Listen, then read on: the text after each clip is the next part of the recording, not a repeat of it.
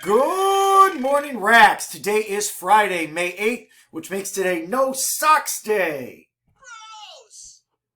And it's a little cold for no socks either.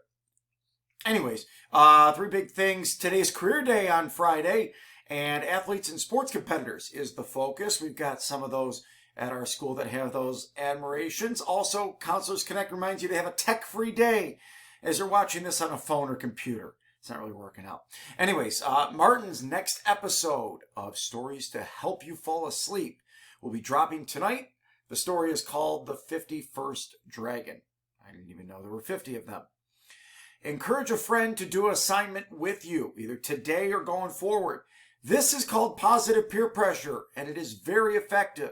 So if it's, hey, we got to go in and watch this lesson, let's do this homework, we can share some notes or do a workout together. Use positive peer pressure to get you through distance learning. And happy birthday to Ashanti Rivers.